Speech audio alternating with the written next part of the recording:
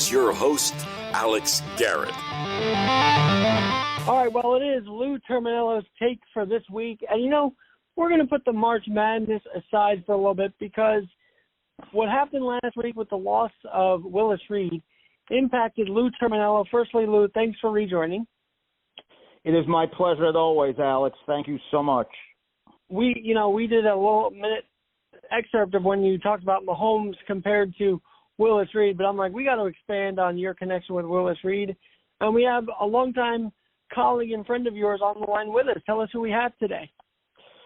Yes, we have my longtime friend, co-worker, my boss at the New Jersey Nets, Jim Lampariello, who was the executive vice president of the Nets for many, many years. He's very close to Willis, had been close to Willis since the day he joined us in March of '88. So Willis was great to both of us, and Jimmy can give us a lot of good information about our relationship and our time with Willis and what he meant to the Nets front office and organization. Well, Mr. How we doing, Jim?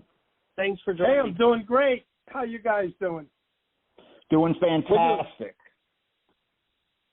We're doing well. So tell us, firstly, because I talked with Lou a little bit off air, but tell us a little bit about being the Nets, in the organization, firstly, and your experiences not only with the Nets, but as Lou's colleague, coworker, and boss. Yeah, well, I was the executive vice president towards the end of my career, and I got to do a lot of good things. And one of the key employees was certainly Lou Terminello, who has a wealth of sales and marketing knowledge, but of course, his basketball know-how is unbelievable. And, Willis Reed was really one of our very, very best friends and a real gentleman and a great human being besides a real superstar in the world of NBA basketball and in basketball in general. Well, the floor is both of yours, so give us some anecdotes. Tell the Alex Garrett Sports Spotlight listeners anecdotes. That's why I'd love to have you give us some stories, both of you. Well, Jimmy, you want to go first? Sure. I guess one of my favorite stories is a story that Willis repeated many times to many groups of people. And, of course, he had an outstanding rookie season at Madison Square Garden. He had all kinds of statistics and, great rebounder, of course, a lot of points. So at the end of the season, after his rookie season, he went in to see Ned Irish, who not too many people remember him, but he was president of Madison Square Garden. And at those times, really there weren't agents to represent the players, right? So Willis was sitting across from Ned Irish, who, of course, had this big office and a big desk, and here was Willis right off one of a great season. So Mr. Irish said to him, Willis, I'm going to give you a $2,000 raise for the upcoming season. And Willis, just shook his head. And then Mr. Irish said, but there's one caveat of the whole situation. I'm giving you $2,000, but you can't tell anyone, no players, no media, anything about it. And then Willis replied to him, Mr. Irish, of course I understand that. I'm as embarrassed by this raise as you are. So he had some humor in addition to being a basketball player, in other words, huh? He had a great disposition. He really did. But Alex, in his rookie year, and Jim, correct me if I'm wrong, he made $12,500, correct? I think that's exactly correct. And then he got the $2,000 raise. We're talking about that, though, Lou. Absolutely not. But, hey, his highest salary, I think, was his last year in the league, he told me. I think it was $360, which guys now get paid for one game. Unbelievable. Yes. But no, he was a great man. I can give you a quick story. As Jimmy knows, he joined us early March of 1988, and as head coach. And he really wanted to observe the team from afar. He didn't want to go down on the bench right away, and he wanted to start in training camp the next year. But he did. The owners wanted him down on the bench because obviously he was Willis Reed. But so he joined. It was March 1st or March 2nd when he joined us. When he became coach of the Nets.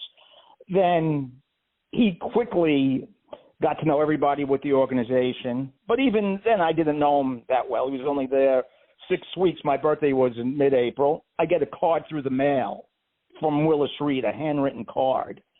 And he had just gotten there from Sacramento. But no matter how busy he was, he cared about everybody in the organization, from the lowest intern on a totem pole to the intern right up to the ownership. That's the type of guy he was. And that's why we all loved him. Well, let me ask you guys this then, because that's interesting. As a basketball player, as a star basketball player, did you expect him to be that humble? Because some of these guys nowadays, they kind of act like they're the you-know-what, right? But it seems like he did not. Well, I'm going to be honest with you, and Jim, you could jump in on it any time here. When Willis joined us, that was my 9th year with the Nets. And I had gone through Larry Brown and some other coaches, Stan Olbach, who was very, very personable and was a good friend of the organization when he coached the Nets in 83, 84, and 85, 86. But most of them weren't. I mean, Larry Brown, great coach, but he really didn't intermingle with the basketball with the staff at all. Yes, basketball operations, but not the staff like Willis did. So he stayed away, and he just wasn't warm and friendly like Willis was. Willis knew everyone. When I was a kid, if you told me that Willis Reed was going to call me at my house 3 weeks after he joined the organization, and I lived with my brother at the time, and my brother picks up the phone and said, Lou, Willis Reed's on the phone for you. And I barely knew him. He had just joined us. So, that's pretty cool for a guy like myself who couldn't hit a curveball or who couldn't hit a jump shot. Yeah, I think, Alex, another story was when Willis had moved away and had gone to his house in Ruston. When he was back in New York, he had me set up a little party for him, and he wanted to pay for the party, which he did, of course, and he had all the old Nets staff come to it, and he even had a couple players who Jason Williams was one of them, and Derek Coleman was another. So he had probably about 75 or 80 people. That was a great night, Jim. That was a great night. Yep. In an Italian restaurant that the staff really enjoyed. But here was what he did. He insisted that I get him a photographer, and he took his picture with everybody in the room. And sometimes some of the people got in 2 or 3 photographs so that they'd always have a picture of Willis Reed. But that wasn't enough for Willis, okay? When I got all the pictures in, instead of me mailing them out to the people right away, he took every single picture and he personally autographed it to the people and had me send them to them, And just the last week, we've seen all those pictures on Facebook where all the people have treasured those photographs. And, Willis just didn't scribble his autograph. I mean, he had a beautiful handwriting.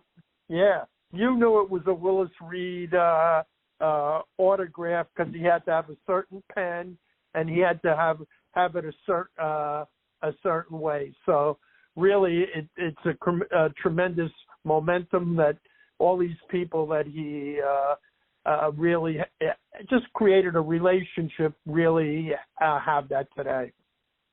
Well, Lou, you told me your Game 7 story about what he talked about with you. Jim, did he ever talk to you about Game 7 going out there on that bum leg? Like, what did he tell you? Did you ever ask him about it? I asked him many times, and I have the video from NBA films where, Marv Albert gives this little spiel.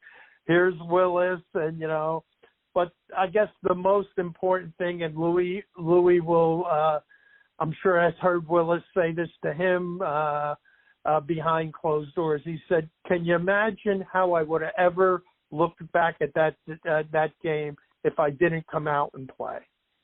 He says, I could have never lived with myself.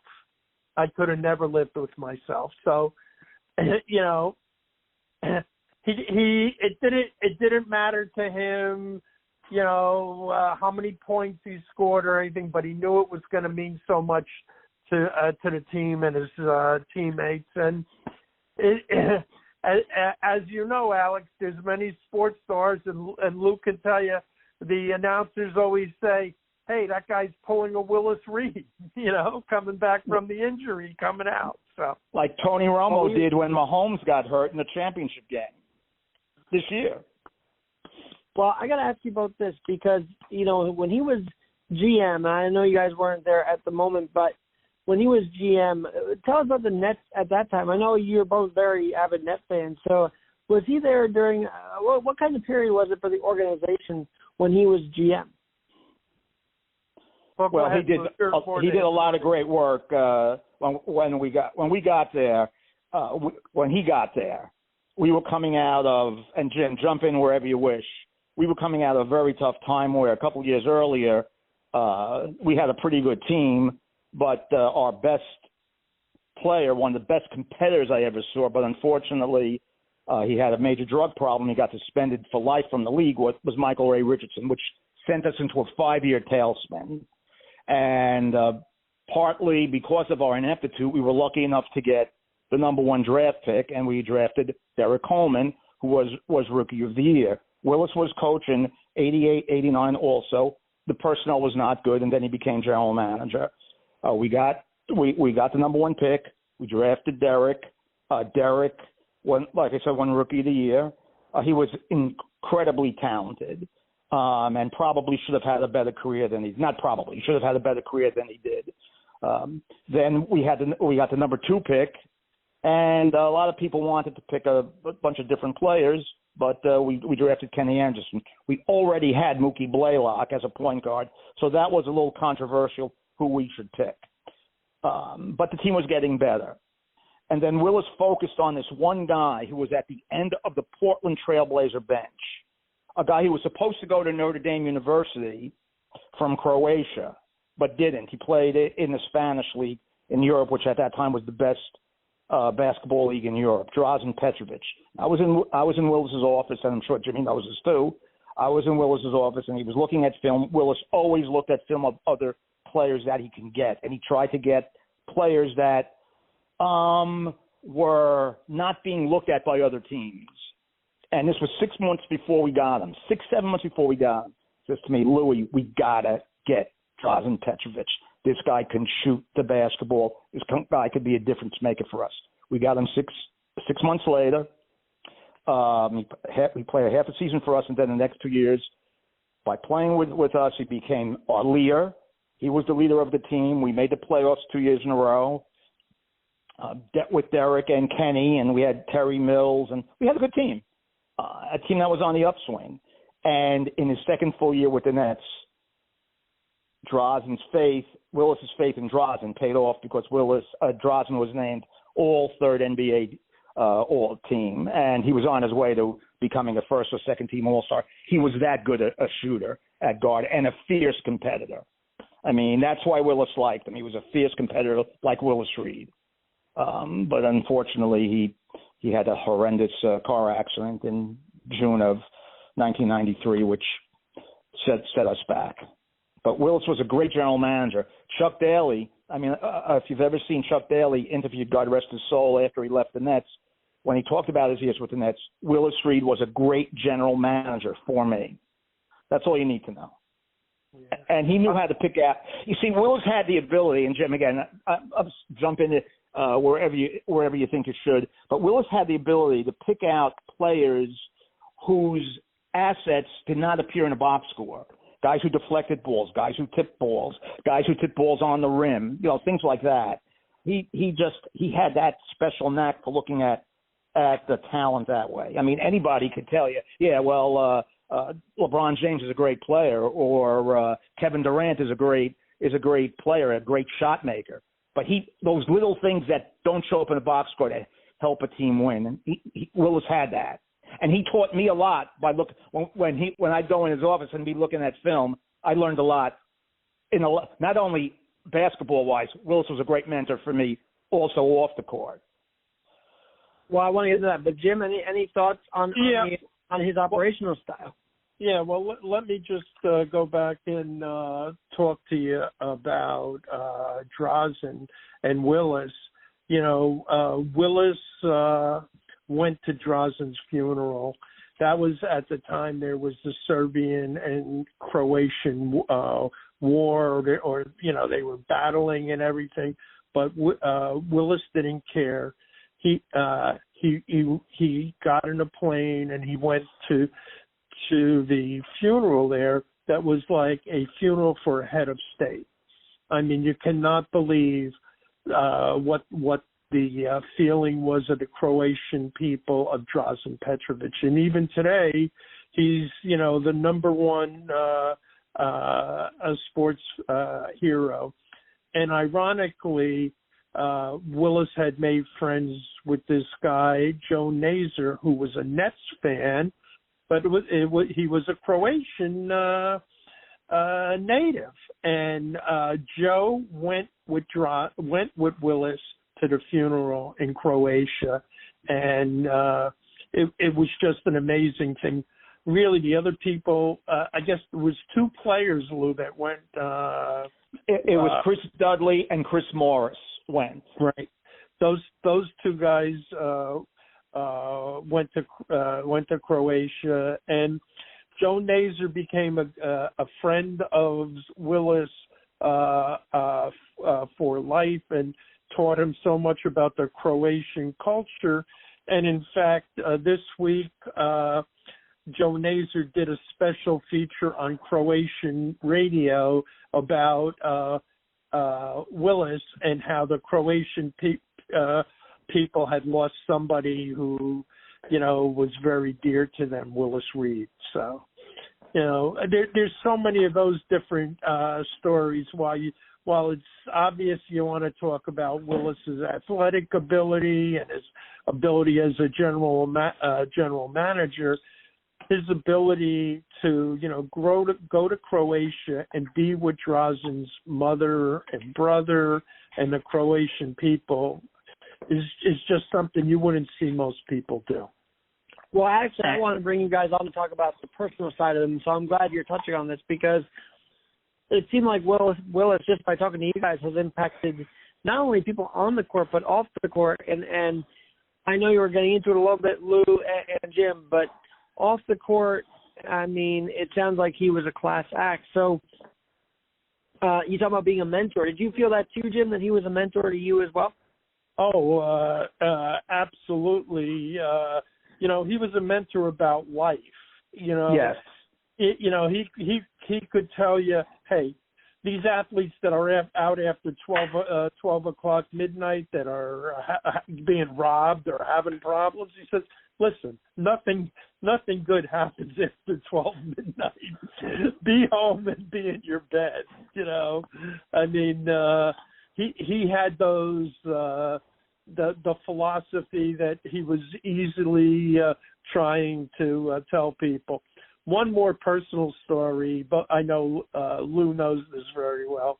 But one of our employees at the Nets, Jenny Kerner, was a hardworking person, and she went to Lyndhurst High School.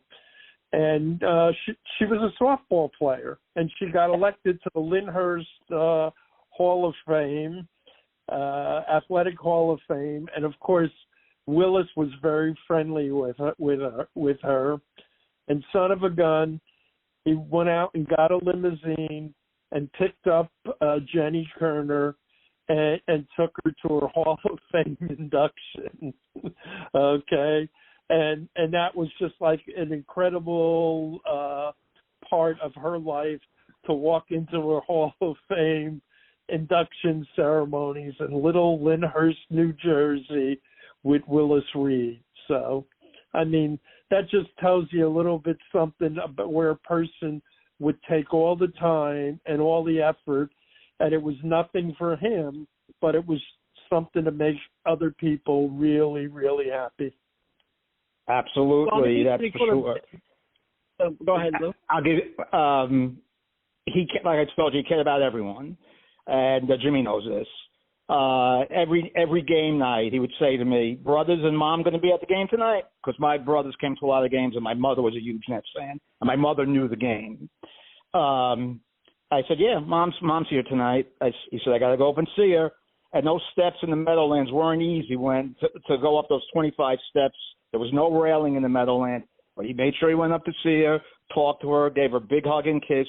Every time. He didn't miss one game that when my mother was there, not one time. And that's what he did. I mean, that's the type of guy that he was. He cared about everybody. Like Jimmy knows, we've seen athletes that really just care about themselves, really don't care about the organization that they're in. But he was different, that's for sure. Another quick story, when he first got to the Nets, and Jimmy probably remembers this, because he was such a big figure in the metropolitan area. As soon as he got here in March of '88, and Jimmy, it was Willis's book, The Will to Win, right? Yeah. He signed a copy for every account holder. So there was about 2,000 accounts, which probably made about 8,000 season tickets, 2,000 accounts. He individually signed every book. Came in 7 o'clock every morning and or 7:30 every morning, did 7:30 to 9 before he got his day started. That's what he did. Yeah. Didn't put up a stink. Yeah. Alex, so your listeners might like this little insight too. I was on the phone today with the Grambling State University people, and of course, this coming Saturday they're going to have a huge memorial service for Willis, and it's going to be really a touching service. But the interesting thing is what Willis has given back to Grambling. You know, last year they named the floor after him. So it's the Willis Reed basketball court at Grambling. And then talking to the Grambling people, the tunnel that they have leading out to the court is the Willis Reed tunnel. And, of course, I'm sure that's after him coming out of the tunnel at Madison Square Garden. And they're going to situate his coffin under the Willis Reed jersey that is retired at Grambling. Well, that'll be, I hope they live stream that or something like that, or I guess people want to go, they can make the trip. I've got to ask you about this, though. I'm glad, Lou, you mentioned the metropolitan area. Do you feel like today's Brooklyn Nets and today's New York Knicks embody what Willis Reed meant to the game of basketball in New York, or have they gone off that sort of beaten path, if you will, of that hard worker, that grinder, that the guy that would go out there on the bum leg? Like, do you find the legacy still intact? Well, his legacy is still intact, but it's a different NBA than that Willis was in. It's a different NBA from 10 years ago. I mean, I wonder how many players in the NBA know Willis Reed's contributions to the league. I would say they don't.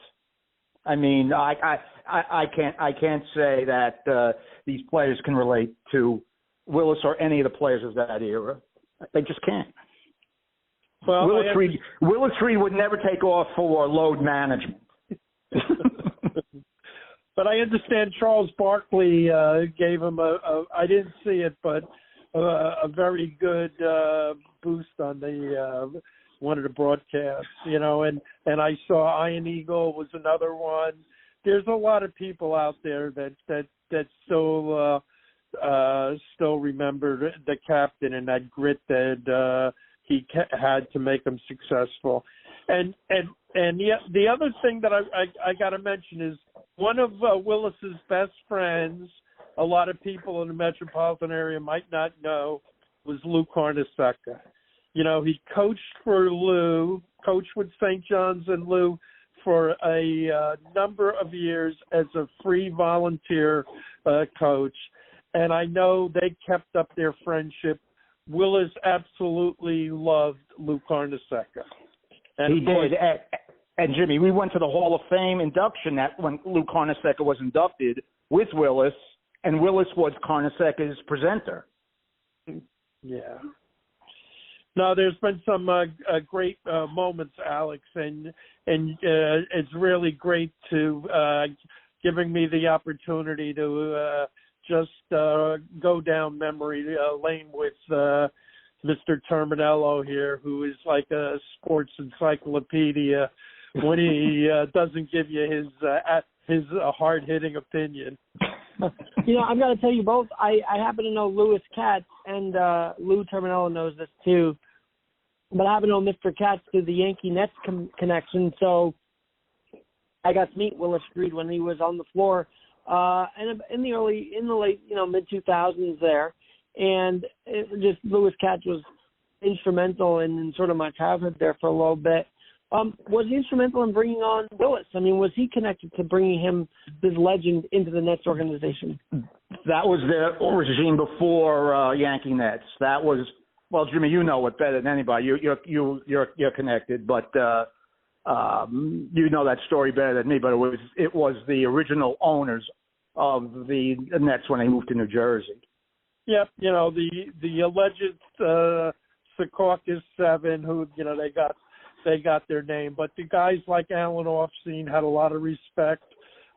David Gerstein, Jerry Cohen, the two Taubes, of course, Joe and Henry, had a lot of respect because they were brought up on Knick basketball, and let's face it, those two championships are probably the highlight of sports in the metropolitan area, along with a few other things. You mentioned, Lou, that today's basketball players may not know the deep impact Willis had, but I got to ask this. On the teams that did go to the finals, when you were there, when Jim was there, I mean the kid years, I mean the Kittles, the Jeffersons, the Carters, did he have an impact? Because I know he was still around the organization even after he was completed his GM term. He was still there during those heyday years, wasn't he? Yes, he was. And all the players loved him, and obviously they knew of him, and they knew what he contributed, and he commiserated with the players. There's no doubt about it. So yes, his impact was felt throughout the 18-plus years he was with the Nets organization. He was with the Nets organization a long time. He never played, obviously, but his influence was felt throughout those 18 years in so many different areas, that's for sure. Yeah, I agree with you, Lou. I mean, Willis had a way of grabbing a player and telling him what he thought, or trying to give him a little hint, or trying to make them a better person. Always tried to give them a pep talk if they were going through a tough time, if they were shooting the ball poorly. He was always there for those guys. All right, I want to ask this because the big basketball story to me today is not only March Madness, but in the NBA, Luka Doncic was about to get his 15th, 16th technical of the season. First of all, how did someone rack up that many techs? And I don't think Willis Reed had that many, right? I mean, come on, that is crazy for a season. I don't think Willis had 16 technicals in his entire career. Did Willis get involved in a couple of altercations?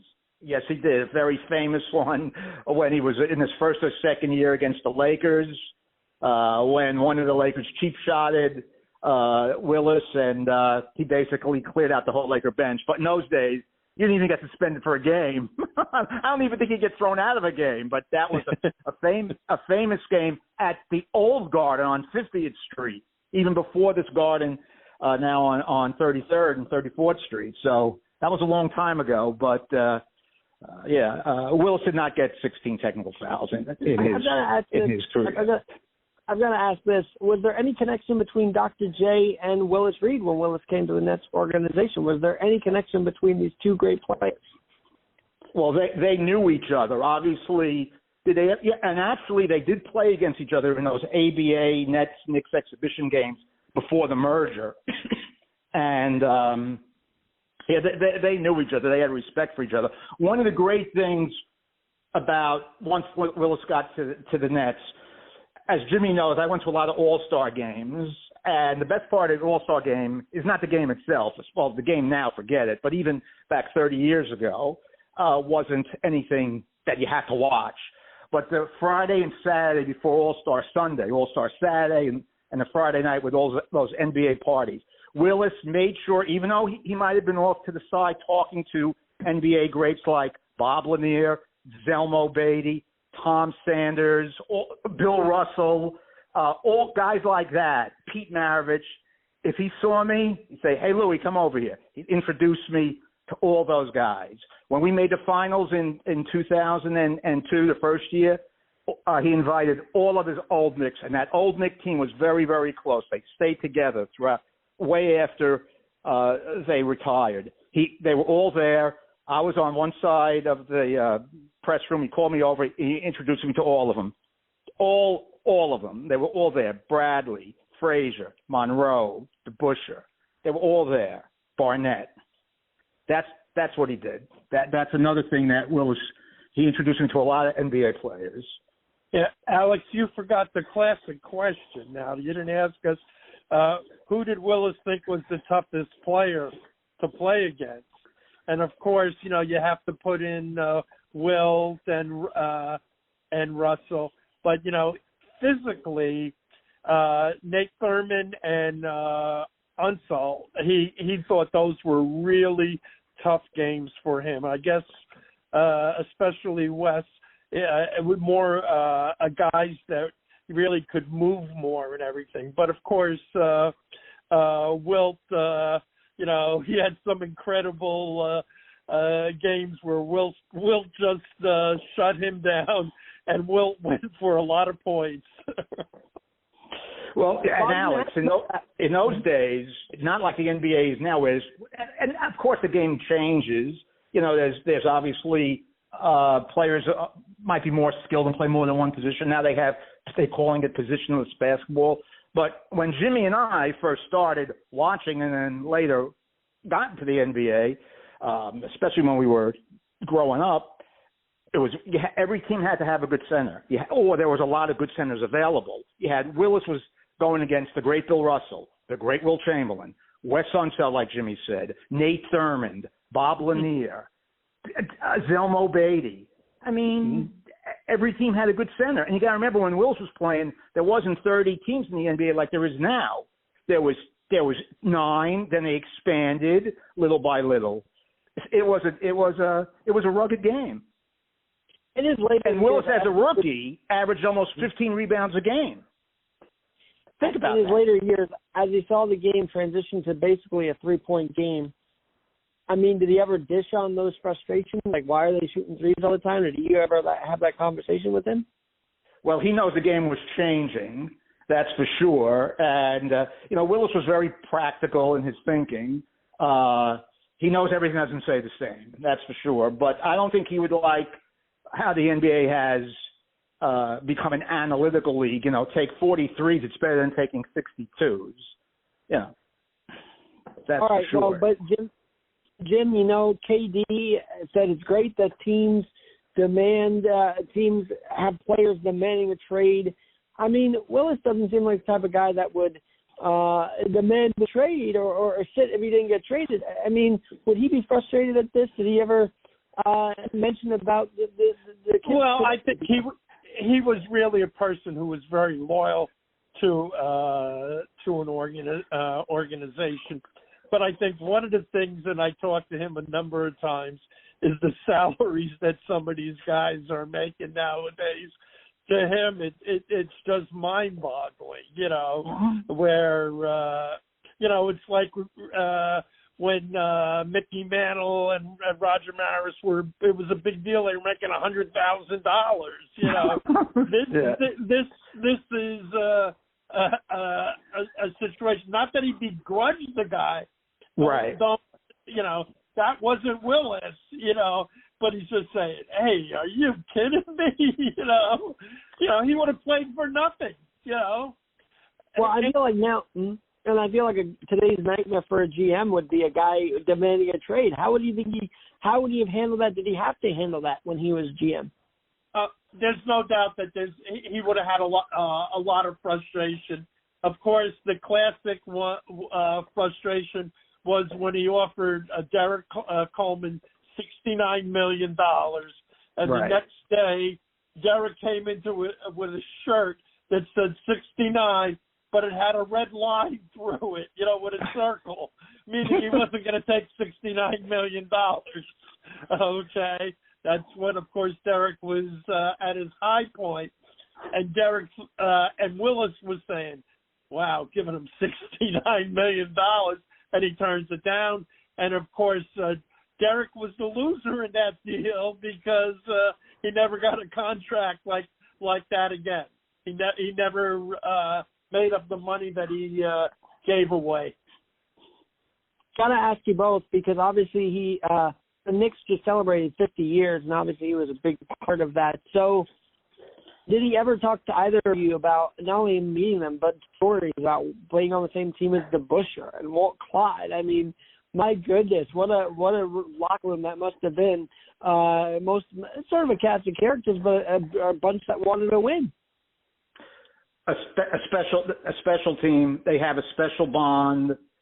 They all had great skills. They all played the same way. Willis. They were all great passers. And like I told you a little while ago, Willis when I would go into Willis's office and he was looking at different players, he was saying, "Louis, this guy can really pass the ball."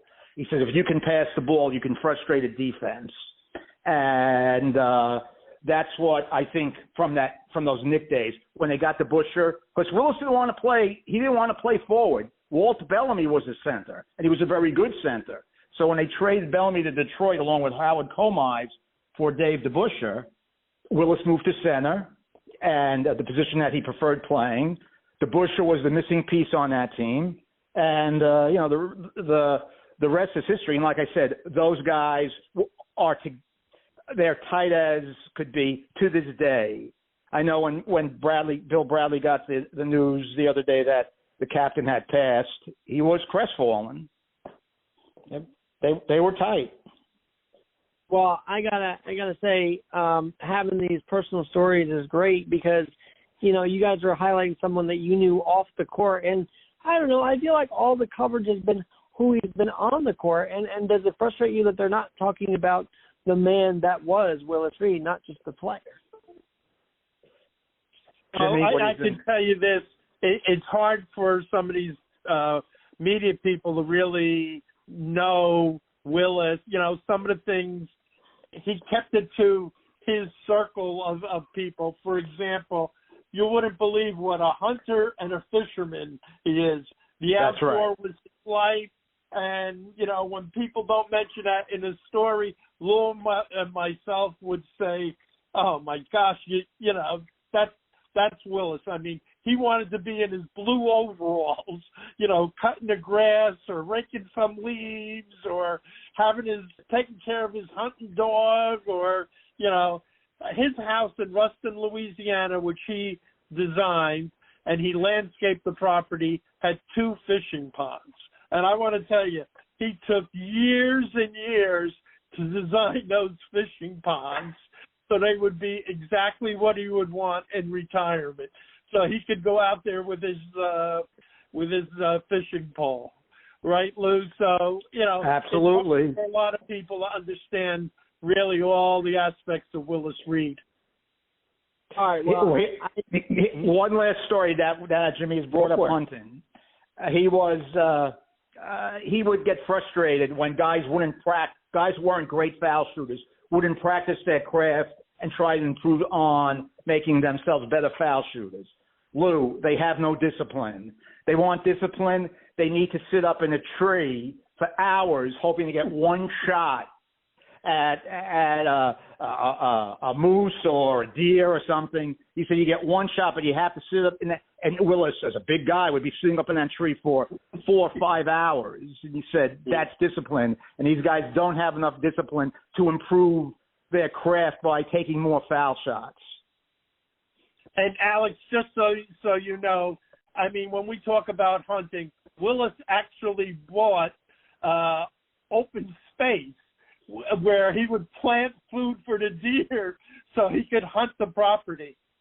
I mean, he would never. The property was not the type of property that you could build a house on or anything.